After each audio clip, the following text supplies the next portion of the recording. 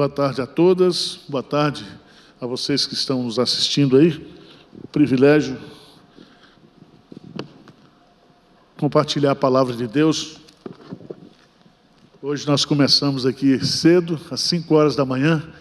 Nós já tivemos hoje aqui a madrugada de oração. Foi uma bênção. Abra sua Bíblia, por favor, em Gênesis, capítulo 3.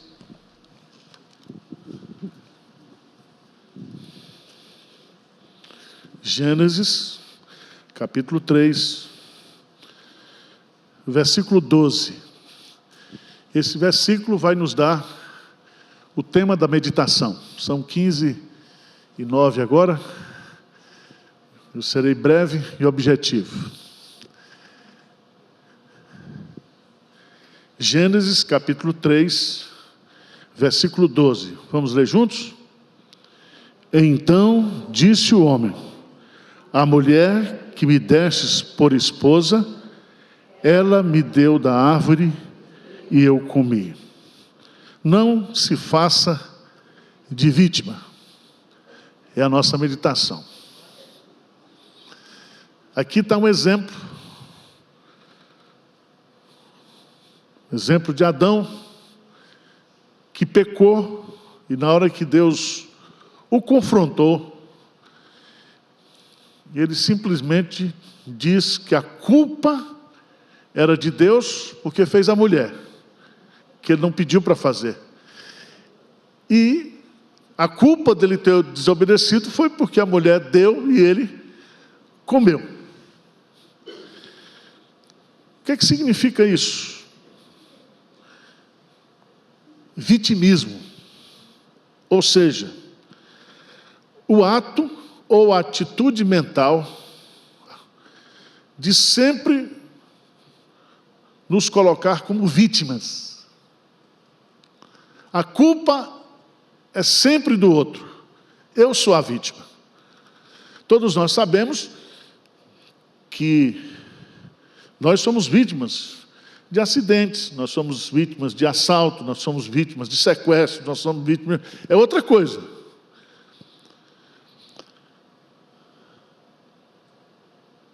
Alguns anos atrás, em 2001, parece-me,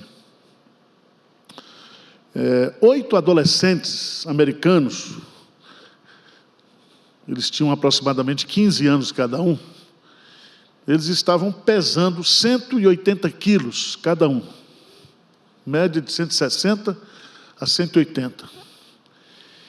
E eles, os seus pais com eles, entraram com uma ação lá em Nova York contra o restaurante McDonald's. Por quê? Eles alegavam na ação que a culpa deles estarem com 180 quilos não era deles, mas era do McDonald's, que fazia os sanduíches deliciosos, acompanhados com batata frita, acompanhados com sorvete, tudo aquilo que a gente sabe que tem lá, de bom, e que engorda, porque tudo que é bom, engorda. Os advogados entraram de defesa e ganharam a ação, isso não é justamente alegando o princípio de que toda pessoa ela é responsável pelas suas decisões.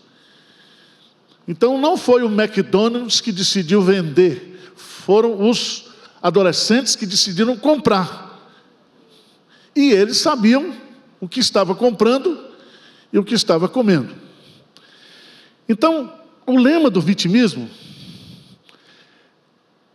é: há sempre alguém para nós culparmos. Em outras palavras, aqueles que se dizem vítimas reivindicam a sua inocência, os seus direitos, fugindo de qualquer tipo de responsabilidade. Eu não sou responsável, eu sou a vítima.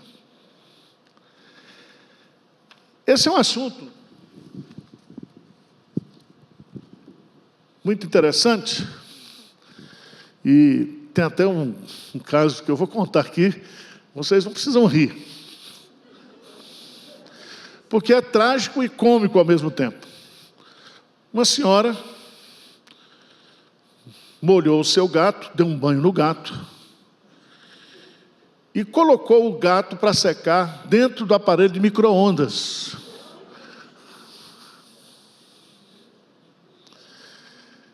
E após ter matado o gato, ela então processou o fabricante do forno de micro-ondas. E o pior, ela ganhou.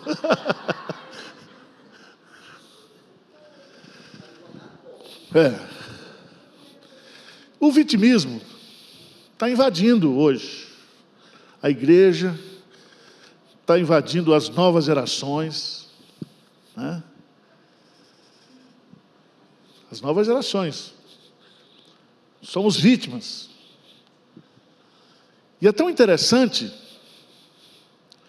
que aqui, nesse texto que nós lemos, Gênesis capítulo 3, nós aprendemos aqui que o vitimismo, ele é uma consequência do pecado.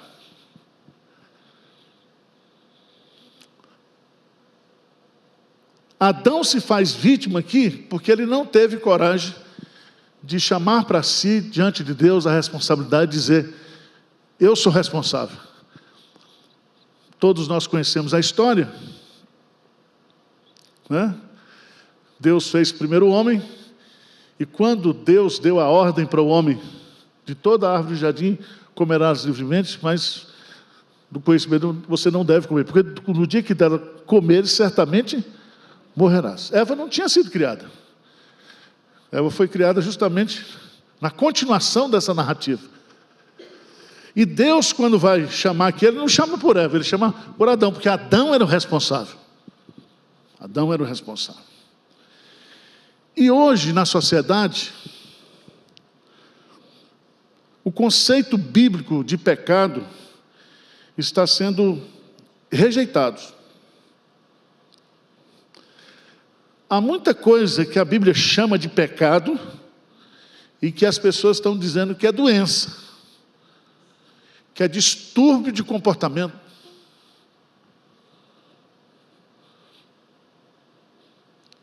A Bíblia fala sobre o alcoolismo, fala sobre os vícios em drogas. A Bíblia trata os vícios como pecado.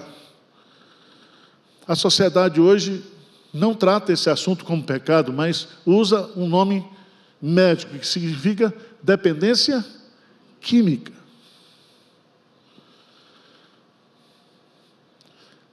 Crianças que geralmente afrontam as autoridades podem livrar-se da reprovação sendo rotuladas de hiperativas ou por sofrerem de um desvio de atenção. Os glutões nunca são considerados culpados, pois sofrem de desequilíbrio alimentar. O ladrão, ele não é ladrão, ele é cleptomaníaco. E por aí vai. Por aí vai. A Bíblia nos dá duas opções, como crentes, como cristãos. Ou nós nos conscientizamos que somos vitoriosos, ou nos tornamos vítimas. Nós só temos duas opções, do ponto de vista bíblico.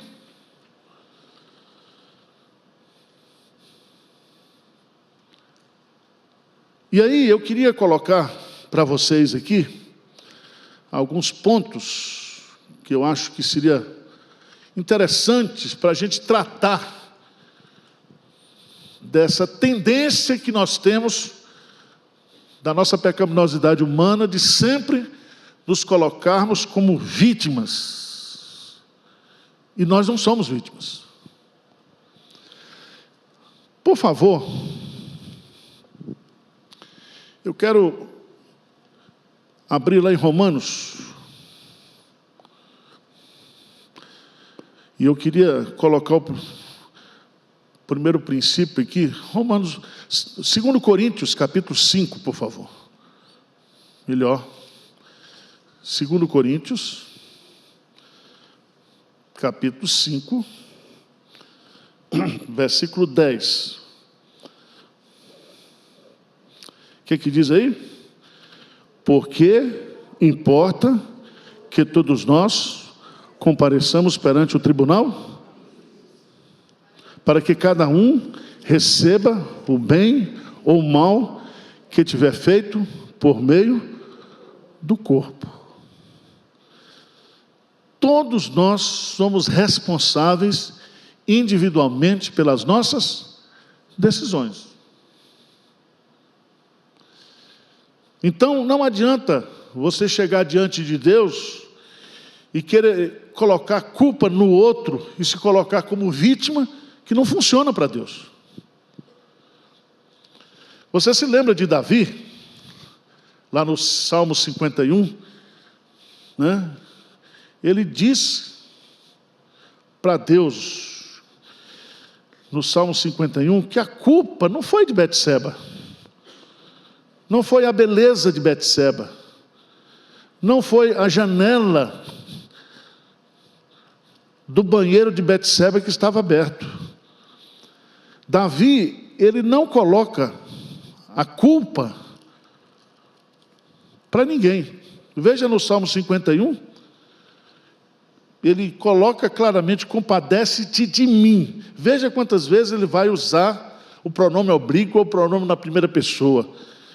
Compadece de mim, segundo a tua benignidade, segundo a multidão das tuas misericórdias, apaga as minhas transgressões, lava-me completamente da minha iniquidade, purifica-me do meu pecado, pois eu conheço as minhas transgressões e o meu pecado está sempre. E ele diz assim: olha, não foi Betseba que pecou, fui eu, pequei contra ti somente, fiz o que é mal perante os teus olhos, de maneira que serás tido por justo no teu falar e puro no teu julgar. Então o Senhor tem toda a razão de me julgar, de me punir, porque eu sou culpado.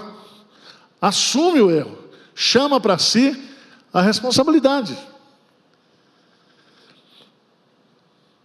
Então esse é um primeiro ponto que eu gostaria de destacar, irmãos, porque nós estamos vivendo numa sociedade que tem desculpa para tudo. E as pessoas têm desculpa para tudo. E as pessoas, elas não querem chamar para si a responsabilidade dos seus atos, das suas decisões, das suas atitudes. Veja lá Romanos, capítulo 14, versículo 12. O que diz lá? Romanos 14, 12. O que diz? Vamos ler juntos? Assim, pois, cada um de nós dará contas.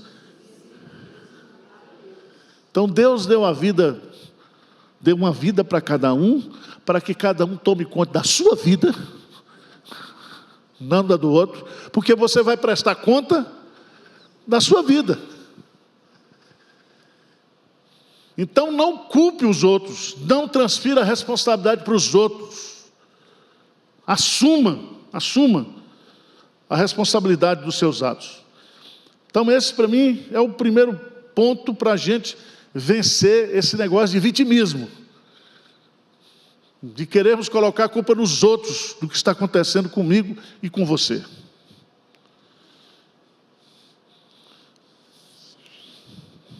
Segunda coisa importante é que Jesus Cristo, Ele é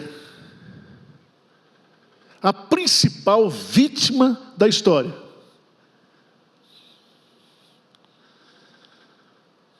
Mas Jesus Cristo, Ele nunca adotou uma mentalidade de vítima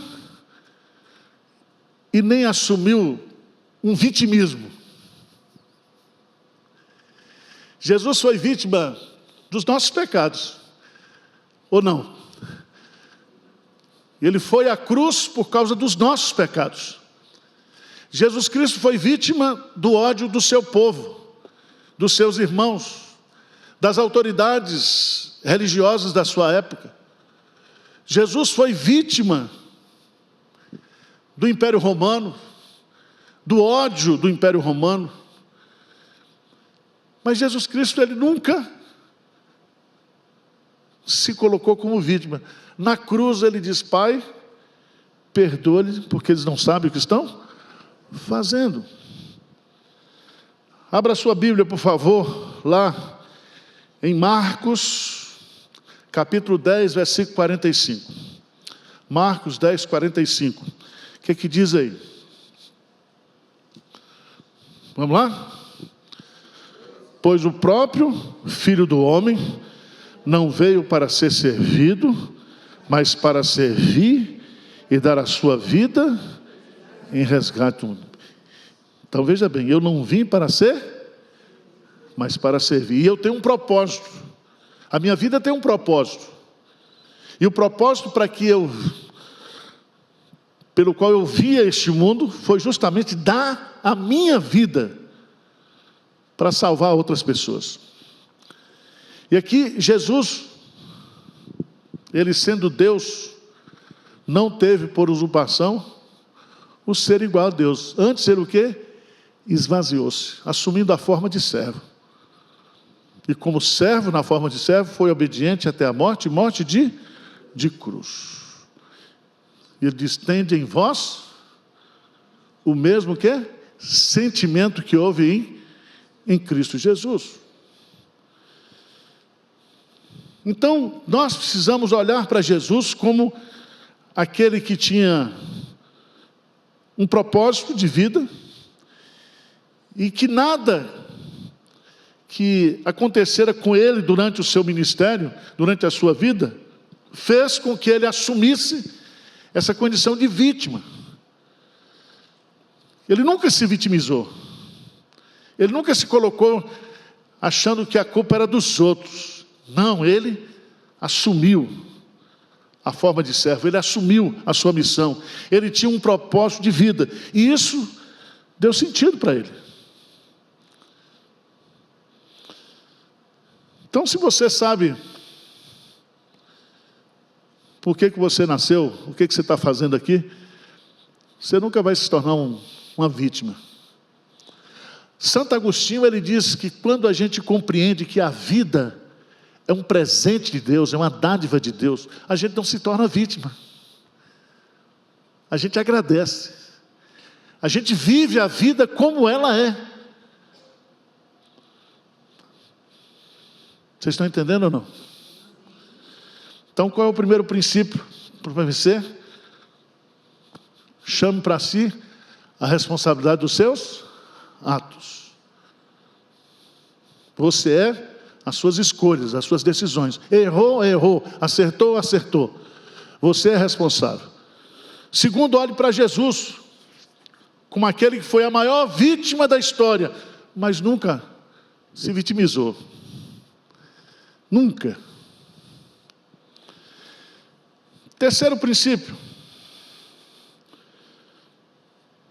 Como filhos de Deus, e o nosso Deus, ele é soberano, nós nunca seremos vítimas das circunstâncias.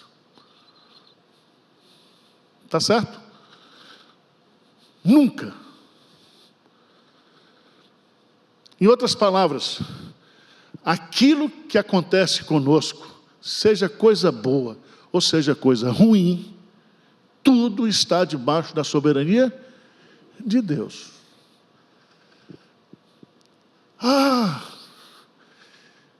Eu sou assim porque eu nasci no Nordeste, no interior da Bahia. Eu sou assim porque meu pai e minha mãe eram pobres. Eu sou assim porque não tive oportunidade. Você já viu gente reclamando desse jeito? O tempo todo?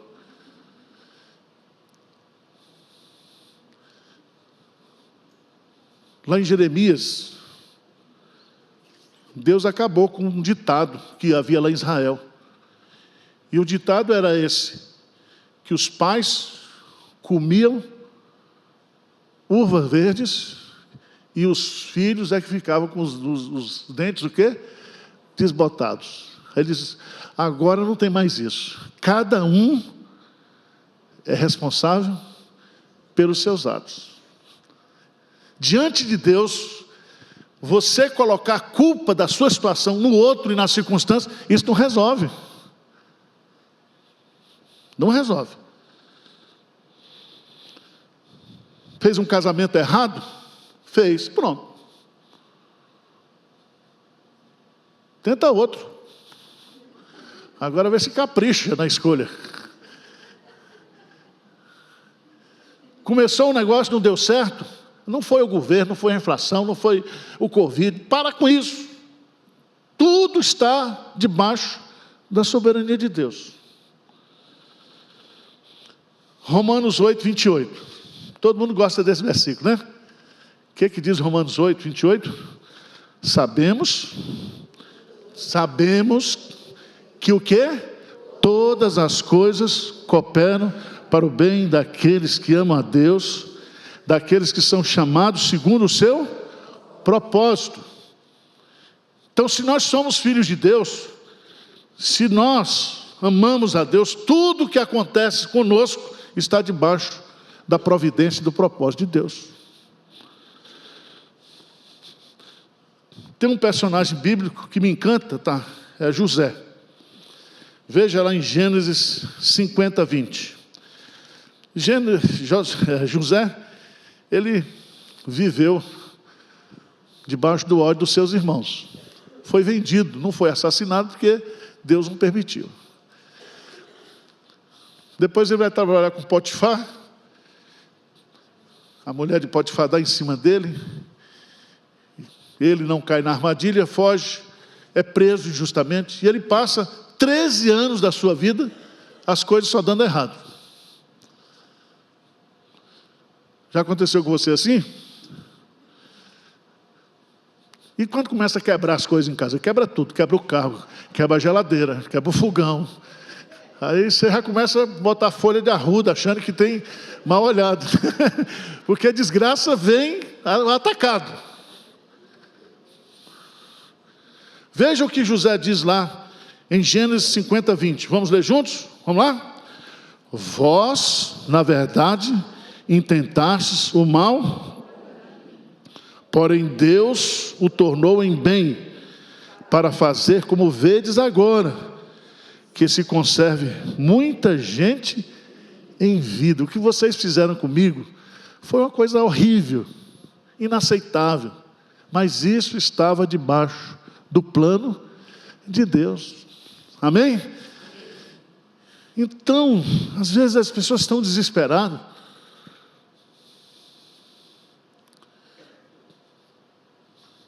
Estão se vitimizando, se colocando como... Porque a vítima, ela ao invés de seguir a lei da providência, ela segue a lei de Murphy, que diz o seguinte: se alguma coisa errada tiver de acontecer, vai acontecer comigo, e aí acontece. Então tem gente que vive assim.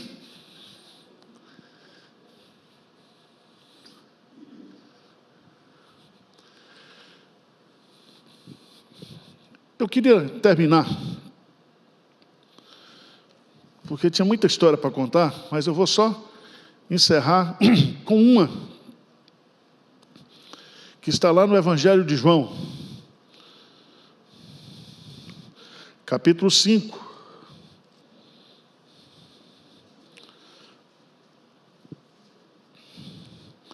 No versículo 6, vamos ver.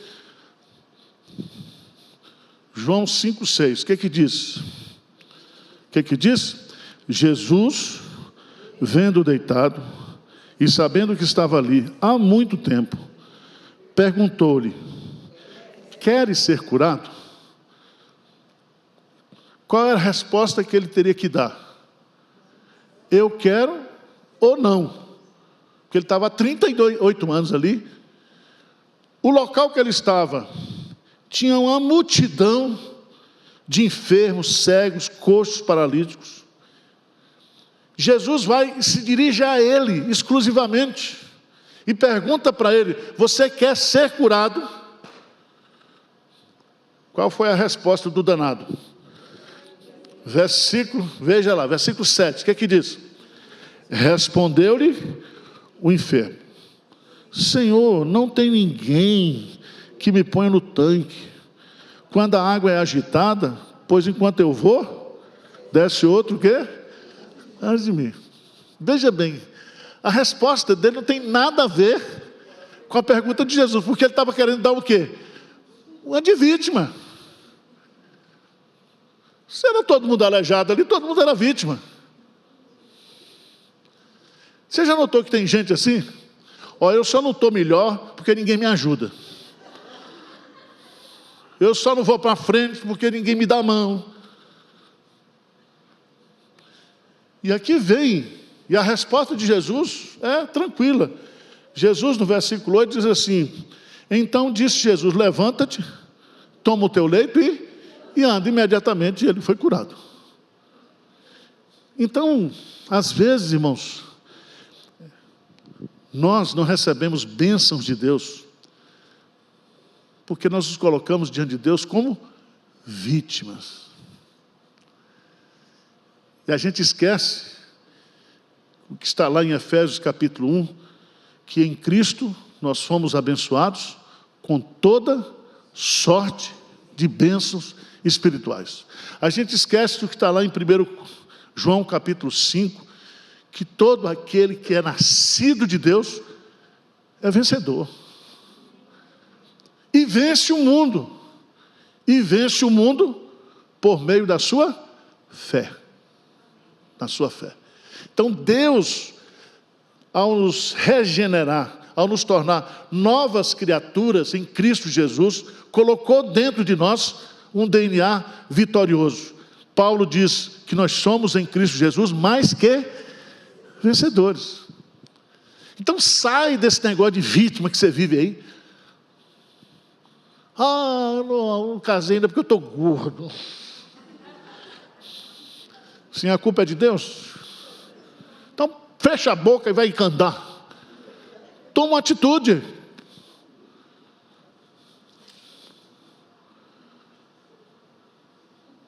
O pessoal fica: pastor, Deus não vai me dar um marido. Não vai... Minha filha, está difícil. Ó, com esse manequim aí, nem Deus ajuda.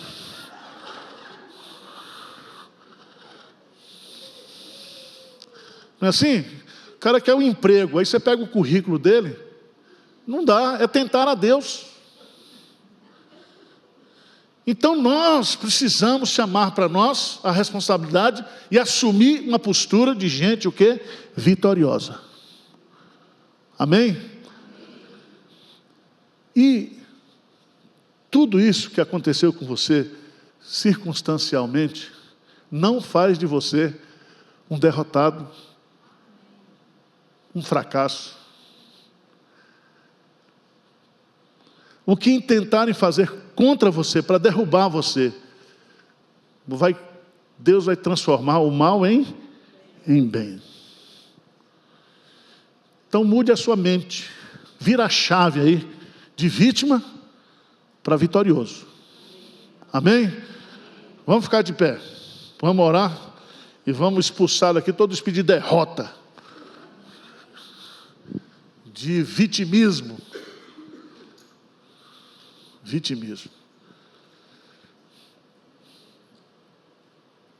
Eu fui aconselhar semana passada uma pessoa aqui da igreja, membro, e a pessoa ficou 30 minutos só falando de coisa ruim que estava acontecendo na vida dele. Eu falei: vou fazer uma oração para você morrer, que sua vida é uma desgraça mesmo. Que isso, pastor? Não do jeito que você está colocando aqui. Não está adiantando nada eu pregar domingo aqui, ensinar Deus fazendo o que está fazendo no nosso meio. Olha para a sua vida, meu irmão, só tem desgraça. E sempre assim, eu sou vítima. Eu sou vítima. Os outros são responsáveis, eu não.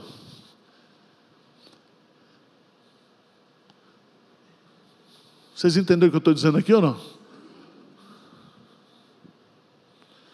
Senhor Deus, nós estamos aqui, não porque nós somos melhores do que ninguém. Somos os teus filhos, Pai. Mas nós não queremos, como filhos do Senhor, filhos do Deus vivo, único e verdadeiro, nos colocarmos como vítimas, como irresponsáveis, como pessoas que sempre estão colocando a culpa nos outros, arrumando explicações desconexas daquilo que está acontecendo conosco, quando a responsabilidade é nossa, Senhor. E o Senhor tem um plano para a vida de cada um aqui, e cada pessoa aqui é importante para o Senhor, e cada dia da nossa vida está registrado no Teu livro, e os nossos dias contados. Então a nossa vida tem propósito, tem significado. O Senhor tem algo, uma missão para nós nessa vida, Senhor. Então venha nos curar, venha sarar nossa mente, curar o nosso coração, que nós não somatizemos as derrotas, os fracassos, mas que nós entendamos que os fracassos são pedágios para a felicidade, são pedágios para o sucesso, que faz parte da vida, Senhor, e ajuda-nos a olhar para as derrotas como a Tua Bíblia nos ensina. Vem tratar a nossa mente, o nosso coração, vem curar o nosso coração nessa tarde, e que nós assumamos uma postura de gente vitoriosa, de gente vencedora, de gente que tem uma missão para cumprir, que gente que tem obras para realizar, que o Senhor preparou de antemão para que vivêssemos nelas. Renova o nosso coração e a nossa esperança nessa tarde. Nós oramos em nome de Jesus. Amém.